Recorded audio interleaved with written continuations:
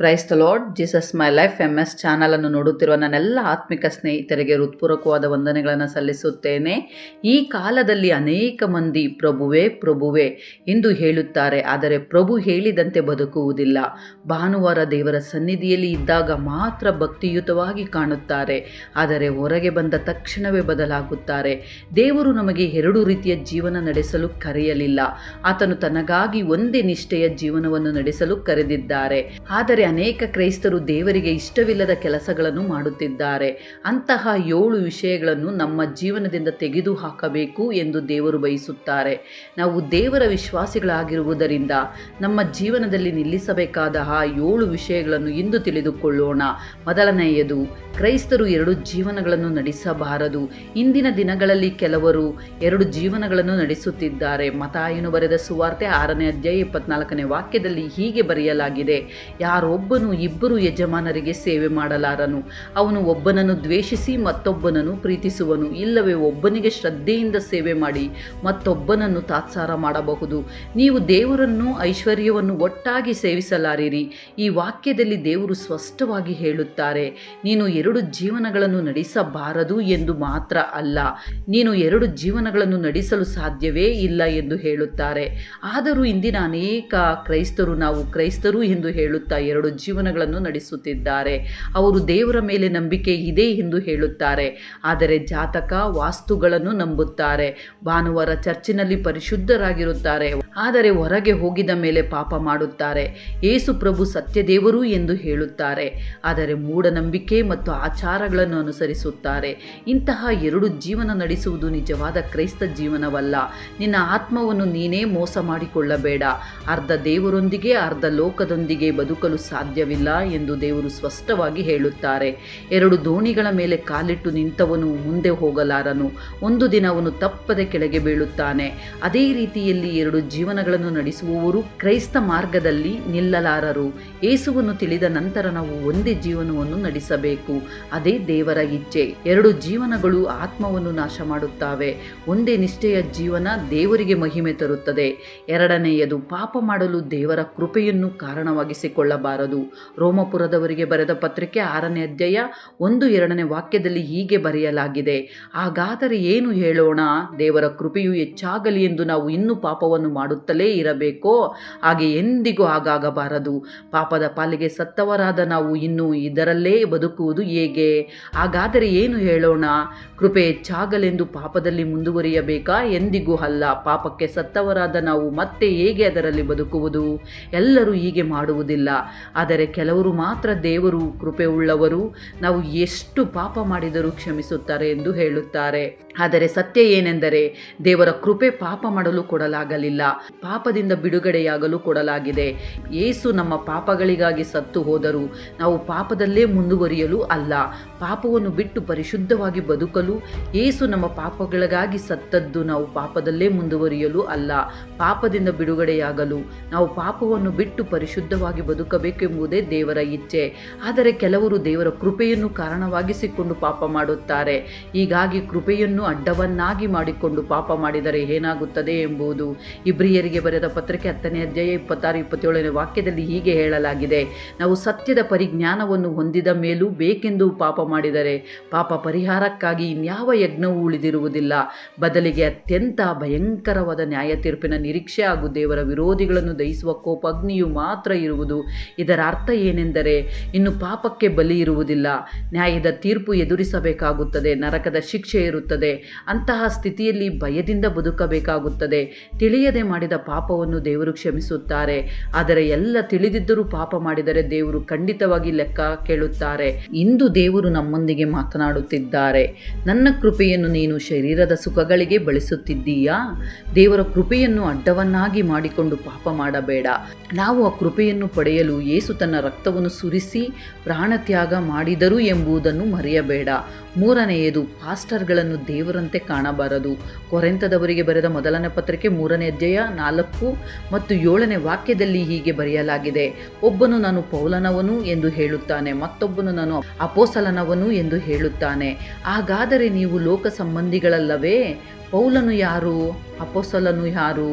ಅವರು ಸೇವಕರು ಮಾತ್ರ. ದೇವರು ಪ್ರತಿಯೊಬ್ಬನಿಗೂ ಕೊಟ್ಟ ಅನುಗ್ರಹದ ಪ್ರಕಾರ ಅವರ ಮೂಲಕ ನೀವು ನಂಬಿಕೆಯಲ್ಲಿ ಬಂದಿದ್ದೀರಿ.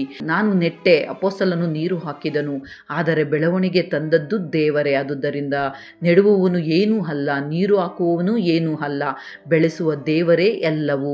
ಇಲ್ಲಿ ಸ್ಪಷ್ಟವಾಗಿ ಹೇಳಲಾಗಿದೆ, ದೇವರಿಲ್ಲದೆ ಏನು ನಡೆಯುವುದಿಲ್ಲ, ಎಲ್ಲವನ್ನು ನಡೆಸುವವನು ದೇವರೇ. ಆದರೆ ಇಂದಿನ ಸಭೆಗಳಲ್ಲಿ ಒಂದು ಹೊಸ ಪ್ರವೃತ್ತಿ ಕಾಣುತ್ತಿದೆ. ಕೆಲವರು ನಮ್ಮ ಪಾಸ್ಟರ್ ತುಂಬ ದೊಡ್ಡ ವ್ಯಕ್ತಿ ಎಂದು ಹೇಳುತ್ತಾರೆ, ಇನ್ನು ಕೆಲವರು ನಮ್ಮ ಪಾಸ್ಟರ್ ಪ್ರಾರ್ಥನೆ ಮಾಡಿದರೆ ತುಂಬ ಶಕ್ತಿಯುತ ಎಂದು ಹೇಳುತ್ತಾರೆ. ಕೆಲವರು ಪಾಸ್ಟರನ್ನು ದೇವರಂತೆ ಕಾಣುತ್ತಾರೆ, ಆದರೆ ನಿಜವಾಗಿ ಪಾಸ್ಟರನ್ನು ದೇವರಂತೆ ಕಾಣಬಾರದು. ಬೈಬಲ್ ಸ್ಪಷ್ಟವಾಗಿ ಹೇಳುತ್ತದೆ, ಪಾಸ್ಟರ್ಗೆ ಗೌರವ ನೀಡುವುದು ತಪ್ಪಲ್ಲ, ಆದರೆ ಪಾಸ್ಟರ್ಗೆ ಆರಾಧನೆ ಮಾಡುವುದು ತಪ್ಪು. ಪಾಸ್ಟರ್ ಪ್ರಾರ್ಥನೆ ಮಾಡಿದಾಗ ಯಾರಾದರೂ ಗುಣಮುಖರಾಗಿದ್ದಾರೆ ಎಂದರೆ ಅದಕ್ಕೆ ಕಾರಣ ಯಾರು? ದೇವರೇ. ಪಾಸ್ಟರ್ ಕೂಡ ನಮ್ಮಂತೆಯೇ ಒಬ್ಬ ಮನುಷ್ಯನೇ. ಆದುದರಿಂದ ನಿನ್ನ ಆರಾಧನೆ ಯಾವಾಗಲೂ ದೇವರಿಗೆ ಇರಬೇಕು, ದೇವರಿಗೆ ಮೊದಲ ಸ್ಥಾನ ನೀಡಬೇಕು. 4ನೇದು, ಕ್ಷಮಿಸದೇ ಇರಬಾರದು. ಪ್ರತಿ ಕ್ರೈಸ್ತನು ಪ್ರತಿಯೊಬ್ಬರನ್ನು ಕ್ಷಮಿಸಬೇಕು. ನಾವು ಇತರರನ್ನು ಕ್ಷಮಿಸದಿದ್ದರೆ ದೇವರು ನಮಗೆ ಕ್ಷಮಿಸುವುದಿಲ್ಲ. ಮತ್ತಾಯನು ಬರೆದ ಸುವಾರ್ತೆ 6ನೇ ಅಧ್ಯಾಯ 15ನೇ ವಾಕ್ಯದಲ್ಲಿ ಹೀಗೆ ಬರೆಯಲಾಗಿದೆ, ನೀವು ಇತರರ ತಪ್ಪುಗಳನ್ನು ಕ್ಷಮಿಸದಿದ್ದರೆ ನಿಮ್ಮ ಪರಲೋಕದ ತಂದೆಯೂ ನಿಮ್ಮ ತಪ್ಪುಗಳನ್ನು ಕ್ಷಮಿಸುವುದಿಲ್ಲ. ಈ ವಾಕ್ಯವು ಕೇಳಲು ಸ್ವಲ್ಪ ಕಠಿಣವಾಗಿ ತೋರುವುದಾದರೂ ಇದು ಯೇಸು ಕೊಟ್ಟ ನೇರವಾದ ಎಚ್ಚರಿಕೆ. ಯೇಸು ಸ್ಪಷ್ಟವಾಗಿ ಹೇಳುತ್ತಾರೆ, ನೀವು ಕ್ಷಮಿಸದಿದ್ದರೆ ನಿಮ್ಮ ತಂದೆಯು ನಿಮ್ಮನ್ನು ಕ್ಷಮಿಸುವುದಿಲ್ಲ. ನಿಜವಾದ ಕ್ರೈಸ್ತ ಜೀವನವೆಂದರೆ ನಮ್ಮನ್ನು ಪ್ರೀತಿಸುವವರನ್ನು ಮಾತ್ರ ಪ್ರೀತಿಸುವುದಲ್ಲ, ನಮ್ಮನ್ನು ದ್ವೇಷಿಸುವವರನ್ನೂ ಪ್ರೀತಿಸುವುದು, ನಮ್ಮನ್ನು ನೋಯಿಸುವವರನ್ನೂ ಕ್ಷಮಿಸುವುದು, ನಮ್ಮನ್ನು ತಿರಸ್ಕರಿಸುವವರನ್ನೂ ಪ್ರೀತಿಸುವುದು. ಇದೇ ನಿಜವಾದ ಕ್ರೈಸ್ತ ಮಾರ್ಗ. ನೀವು ಎಷ್ಟೇ ಪ್ರಾರ್ಥನೆ ಮಾಡಿದರೂ, ಎಷ್ಟು ದಿನ ಉಪವಾಸ ಇದ್ದರೂ ನಿಮ್ಮಲ್ಲಿ ಕ್ಷಮಿಸುವ ಹೃದಯ ಇಲ್ಲದಿದ್ದರೆ ದೇವರ ಕೃಪೆಯು ಕಳೆದುಕೊಳ್ಳುತ್ತೀರಾ. ಕೆಲವೊಮ್ಮೆ ನಾವು ಎಷ್ಟೇ ಬಾರಿ ಕ್ಷಮಿಸಿದರೂ ಅವರು ಬದಲಾಗದೇ ಇರಬಹುದು, ನಮ್ಮ ಕ್ಷಮೆಯನ್ನು ತಿರಸ್ಕರಿಸಬಹುದು, ಆದರೆ ಒಂದು ದಿನ ಅವರು ಖಂಡಿತವಾಗಿ ಬದಲಾಗುತ್ತಾರೆ. ಏಕೆಂದರೆ ದೇವರು ನಮಗೆ ಅನೇಕ ಬಾರಿ ಕ್ಷಮಿಸಿದ್ದಾರೆ. ನಾವು ಆತನನ್ನು ಅನೇಕ ಬಾರಿ ನೋಯಿಸಿದ್ದೇವೆ, ಆದರೂ ಆತನು ನಮ್ಮನ್ನು ಕ್ಷಮಿಸುತ್ತಲೇ ಬಂದಿದ್ದಾರೆ. ಒಂದು ದಿನ ದೇವರ ಪ್ರೀತಿ ನಮಗೆ ಅರ್ಥವಾದಾಗ ನಾವು ಹೇಗೆ ಬದಲಾಗಿದ್ದೇವೋ ಅದೇ ರೀತಿಯಲ್ಲಿ ಇತರರು ಬದಲಾಗುತ್ತಾರೆ. ನಿಮಗೆ ಕ್ಷಮಿಸಲು ಕಷ್ಟವಾಗುತ್ತಿದ್ದರೆ ಹೀಗೆ ದೇವರಲ್ಲಿ ಪ್ರಾರ್ಥಿಸಿರಿ, ಪ್ರಭುವೇ, ನೀನು ನನ್ನನ್ನು ಎಷ್ಟು ಕ್ಷಮಿಸಿದ್ದೀಯೋ ಅದೇ ರೀತಿಯಾಗಿ ನಾನು ಇತರರನ್ನು ಕ್ಷಮಿಸಲು ಸಹಾಯ ಮಾಡು ಎಂದು ದೇವರನ್ನು ಕೇಳಿರಿ. ದೇವರ ಪ್ರೀತಿಯನ್ನು ಮತ್ತು ಆತನ ಕ್ಷಮಿಸುವ ಹೃದಯವನ್ನು ಧ್ಯಾನಿಸಿರಿ. ಇನ್ನು ತಡ ಮಾಡಬೇಡಿ. ನೀವು ಇನ್ನು ಯಾರನ್ನಾದರೂ ಕ್ಷಮಿಸದೇ ಇದ್ದೀರಾ? ಇಂದು ದೇವರು ನಿಮ್ಮೊಂದಿಗೆ ಮಾತನಾಡುತ್ತಿದ್ದಾರೆ. ಹೋಗಿ ಕ್ಷಮಿಸಬೇಕಾದವರನ್ನು ಕ್ಷಮಿಸು, ದೇವರ ಕೃಪೆಯನ್ನು ಮತ್ತೆ ಪಡೆದುಕೋ. 5ನೇಯದು, ಉಗುರು ಬೆಚ್ಚಾಗಿರಬಾರದು, ಅರ್ಧ ಮನಸ್ಸಿನ ಜೀವನ ನಡೆಸಬಾರದು.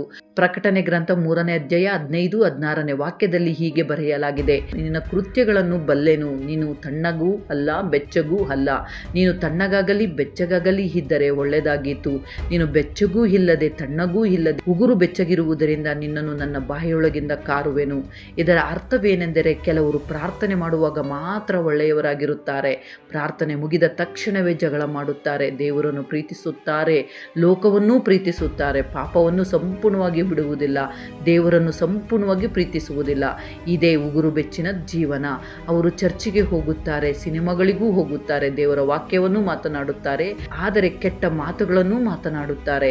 ಇಂಥವರ ಬಗ್ಗೆ ದೇವರು ಹೇಳುತ್ತಾರೆ, ನಾನು ಅವರನ್ನು ಉಗುಳು ಬಿಡುವೆನು. ಇದರಿಂದ ನಮಗೆ ತಿಳಿಯುವುದು ಉಗುರು ಬೆಚ್ಚಿನ ಜೀವನ ದೇವರಿಗೆ ಅಸಹ್ಯವಾಗಿದೆ. ದೇವರು ಹೇಳುತ್ತಾರೆ, ನೀನು ಹೀಗೆ ಇರುವುದಕ್ಕಿಂತ ಲೋಕದಲ್ಲೇ ಇರುವುದು ಮೇಲು. ಅರ್ಧ ಭಕ್ತಿಯಲ್ಲಿ ಅರ್ಧ ಪಾಪದಲ್ಲಿ ಬದುಕಿದರೆ ದೇವರು ಅಸಹ್ಯ ಪಡುತ್ತಾರೆ. ಉಗುರು ಬೆಚ್ಚಿನ ಜೀವನ ದೇವರ ಮಹಿಮೆಗೆ ಅವಮಾನ ತರುತ್ತದೆ. ಆದುದರಿಂದ ಇಂತಹ ಜೀವನವನ್ನು ತಕ್ಷಣವೇ ನಿಲ್ಲಿಸಿ ದೇವರಿಗೆ ಇಷ್ಟವಾದ ಜೀವನಕ್ಕೆ ತಿರುಗಿ. 6ನೇಯದು, ದೇವರಿಗಿಂತ ಹಣವನ್ನು ಹೆಚ್ಚು ಪ್ರೀತಿಸಬಾರದು. ತಿಮೋಥಿಯನಿಗೆ ಬರೆದ 1ನೇ ಪತ್ರಿಕೆ 6ನೇ ಅಧ್ಯಾಯ 10ನೇ ವಾಕ್ಯದಲ್ಲಿ ಹೀಗೆ ಬರೆಯಲಾಗಿದೆ, ಹಣದಾಸೆಯು ಸಕಲ ವಿಧವಾದ ಕೆಟ್ಟತನಕ್ಕೆ ಮೂಲವಾಗಿದೆ. ಕೆಲವರು ಅದಕ್ಕಾಗಿ ಆತುರಪಟ್ಟು ಅದರಿಂದ ಕ್ರಿಸ್ತ ನಂಬಿಕೆಯನ್ನು ಬಿಟ್ಟು ಅಲೆದಾಡಿ ಅನೇಕ ವೇದನೆಗಳಿಂದ ತಮ್ಮನ್ನು ತಿವಿಸಿಕೊಳ್ಳುತ್ತಾರೆ. ಬೈಬಲ್ ಹೇಳುತ್ತದೆ, ಹಣದಾಸೆಯು ಸಕಲ ವಿಧವಾದ ಕೆಟ್ಟತನಕ್ಕೆ ಮೂಲವಾಗಿದೆ. ಆದರೆ ಇಂದಿನ ದಿನಗಳಲ್ಲಿ ಬಹಳ ಮಂದಿ ಹಣವನ್ನು ಹೆಚ್ಚು ಪ್ರೀತಿಸುತ್ತಾರೆ. ಗಮನಿಸಿ, ಹಣ ನಿನ್ನ ಕೈಯಲ್ಲಿ ಇದ್ದರೆ ತಪ್ಪಿಲ್ಲ, ಆದರೆ ಅದು ನಿನ್ನ ಹೃದಯದಲ್ಲಿ ಇದ್ದರೆ ತಪ್ಪು. ನೀನು ಹಣವನ್ನು ಹೆಚ್ಚು ಪ್ರೀತಿಸಿದರೆ ದೇವರನ್ನು ಹೆಚ್ಚು ಪ್ರೀತಿಸಲು ಸಾಧ್ಯವಿಲ್ಲ. ಆದರೆ ನೀನು ದೇವರನ್ನು ಹೆಚ್ಚು ಪ್ರೀತಿಸಿದರೆ ನಿನಗೆ ಬೇಕಾದ ಎಲ್ಲವನ್ನು ದೇವರೇ ಒದಗಿಸುತ್ತಾರೆ. ಹಣ ಸಂಪಾದಿಸುವುದು ತಪ್ಪಲ್ಲ, ತಪ್ಪಲ್ಲ, ಆದರೆ ಹಣವೇ ಜೀವನ ಎಂದು ಬದುಕುವುದು ತಪ್ಪು. ಹಣ ಅಗತ್ಯವಿಲ್ಲ ಎಂದು ಹೇಳುವುದಿಲ್ಲ, ಆದರೆ ನೀನು ಮೊದಲು ದೇವರ ರಾಜ್ಯಕ್ಕಾಗಿ ನೀತಿಗಾಗಿ ತವಕ ಪಡಿರಿ, ಇವುಗಳು ಕೂಡ ಎಲ್ಲವೂ ದೊರಕುವವು ಎಂದು ಯೇಸು ಹೇಳಿದರು. ಆದುದರಿಂದ ದೇವರಿಗೆ ಮೊದಲ ಸ್ಥಾನವನ್ನು ನೀಡಿ, ಆಗ ನಿಮಗೆ ಬೇಕಾದುದನ್ನೆಲ್ಲ ದೇವರೇ ಒದಗಿಸುತ್ತಾರೆ. 7ನೇಯದು, ಪ್ರೀತಿ ಇಲ್ಲದೆ ಇತರರನ್ನು ತೀರ್ಪು ಮಾಡಬಾರದು.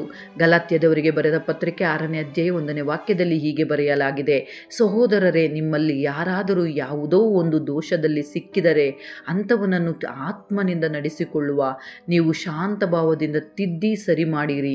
ನೀನಾದರೂ ದುಷ್ಪ್ರೇರಣೆಗೆ ಒಳಗಾಗದಂತೆ ನಿನ್ನ ವಿಷಯದಲ್ಲಿ ಎಚ್ಚರಿಕೆಯಾಗಿರು.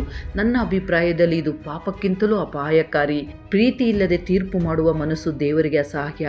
ಈ ಲೋಕದಲ್ಲಿ ಪಾಪವಿಲ್ಲದವನು ಯಾರೂ ಇಲ್ಲ, ಆದರೆ ಕೆಲವರು ಇದನ್ನು ಅರಿಯದೆ ಯಾರಾದರೂ ಚಿಕ್ಕ ತಪ್ಪು ಮಾಡಿದರೂ ಅಥವಾ ಪಾಪದಲ್ಲಿ ಬಿದ್ದರೂ ಅವರಿಗಾಗಿ ಪ್ರಾರ್ಥನೆ ಮಾಡುವುದಿಲ್ಲ, ಬದಲಿಗೆ ಅವರನ್ನು ತೀರ್ಪು ಮಾಡುತ್ತಾರೆ. ಇನ್ನು ಕೆಲವರಿಗೆ ಅವರ ವಿಷಯ ಹೇಳುತ್ತಾರೆ. ಇದು ನಿಜವಾದ ಕ್ರೈಸ್ತ ಮಾರ್ಗವಲ್ಲ. ನಿಜವಾದ ಕ್ರೈಸ್ತ ಮಾರ್ಗವೆಂದರೆ ಪಾಪದಲ್ಲಿ ಬಿದ್ದವನನ್ನು ಮತ್ತೆ ದೇವರ ಕಡೆಗೆ ಕರೆತರುವುದು, ಅವರಿಗಾಗಿ ಪ್ರಾರ್ಥಿಸುವುದು, ದೇವರನ್ನು ಬೇಡಿಕೊಳ್ಳುವುದು. ಇದನ್ನು ಮಾಡುವವರೇ ನಿಜವಾದ ಕ್ರೈಸ್ತರು. ಪ್ರೀತಿ ಎಂದಿಗೂ ತಪ್ಪುಗಳನ್ನು ಹೊರಗೆ ಹಾಕುವುದಿಲ್ಲ, ಇತರರ ಬಳಿ ಹೇಳಿ ಅವಮಾನ ಮಾಡುವುದಿಲ್ಲ. ಪ್ರೀತಿ ಇರುವವರು ಪಾಪದಲ್ಲಿ ಬಿದ್ದವರಿಗಾಗಿ ದೇವರ ಬಳಿ ಪ್ರಾರ್ಥನೆ ಮಾಡುತ್ತಾರೆ, ಅವರನ್ನು ಹೇಗೆ ಉಳಿಸಿಕೊಳ್ಳಬೇಕು ಎಂದು ಯೋಚಿಸುತ್ತಾರೆ. ನಾವು ಎಲ್ಲರೂ ದೇವರನ್ನು ತಿಳಿಯುವ ಮೊದಲು ಪಾಪಿಗಳಾಗಿದ್ದೇವೆ. ದೇವರ ಕೃಪೆಯಿಂದಲೇ ನಾವು ರಕ್ಷಿಸಲ್ಪಟ್ಟಿದ್ದೇವೆ. ಈ ಅರಿವಿನಿಂದ ಇತರರನ್ನು ತೀರ್ಪು ಮಾಡುವ ಮೊದಲು ಯೋಚಿಸಬೇಕು. ಪ್ರೀತಿ ಇಲ್ಲದೆ ಮಾತನಾಡಿದರೆ ಅವರ ಹೃದಯ ಕಠಿಣವಾಗುತ್ತದೆ, ಪ್ರೀತಿಯಿಂದ ಮಾತನಾಡಿದರೆ ಅವರಿಗೆ ಪಶ್ಚಾತ್ತಾಪ ಬರುತ್ತದೆ. ಆದುದರಿಂದ ಇಂದಿನಿಂದ ಪ್ರೀತಿ ಇಲ್ಲದೆ ತೀರ್ಪು ಮಾಡುವುದನ್ನು ನಿಲ್ಲಿಸೋಣ, ಪ್ರೀತಿಯಿಂದ ಸರಿಪಡಿಸುವುದನ್ನು ಕಲಿಯೋಣ. ಈ ಸಂದೇಶದ ಸಾರಾಂಶ, ಈ ವಿಡಿಯೋದಲ್ಲಿ ನಾವು ತಿಳಿದುಕೊಂಡದ್ದು ಕ್ರೈಸ್ತರು ನಿಲ್ಲಿಸಬೇಕಾದ 7 ವಿಷಯಗಳು. ಮೊದಲನೆಯದು, 2 ಜೀವನಗಳನ್ನು ನಡೆಸಬಾರದು. 2ನೇಯದು, ಕೃಪೆಯನ್ನು ಅಡ್ಡವನಾಗಿ ಮಾಡಿಕೊಂಡು ಪಾಪ ಮಾಡಬಾರದು. 3ನೇಯದು, ಪಾಸ್ಟರನ್ನು ದೇವರಂತೆ ಕಾಣಬಾರದು. 4ನೇಯದು, ಕ್ಷಮಿಸದೇ ಇರಬಾರದು. 5ನೇಯದು, ಉಗುರು ಬೆಚ್ಚಿನ ಜೀವನ ನಡೆಸಬಾರದು. 6ನೇಯದು, ದೇವರಿಗಿಂತ ಹಣವನ್ನು ಹೆಚ್ಚು ಪ್ರೀತಿಸಬಾರದು. 7ನೇಯದು, ಪ್ರೀತಿ ಇಲ್ಲದೆ ಇತರರನ್ನು ತೀರ್ಪು ಮಾಡಬಾರದು. ದೇವರು ಈ 7 ವಿಷಯಗಳನ್ನು ನಮ್ಮ ಜೀವನದಿಂದ ಸಂಪೂರ್ಣವಾಗಿ ತೆಗೆದುಹಾಕಬೇಕೆಂದು ಬಯಸುತ್ತಾರೆ. ನಾವು ಒಮ್ಮೆ ಕ್ರೈಸ್ತ ಮಾರ್ಗಕ್ಕೆ ಬಂದ ನಂತರ ನಮ್ಮ ಜೀವನದಲ್ಲಿರುವ ಪ್ರತಿಯೊಂದು ದೋಷವನ್ನು ಸರಿಪಡಿಸಬೇಕು. ನಾವು ಮೊದಲೇ ಹೇಳಿದಂತೆ ಸಂಪೂರ್ಣವಾಗಿ ದೇವರಲ್ಲೇ ಇರುವುದು, ಇಲ್ಲವೆಂದರೆ ಲೋಕದಲ್ಲೇ ಇರುವುದು.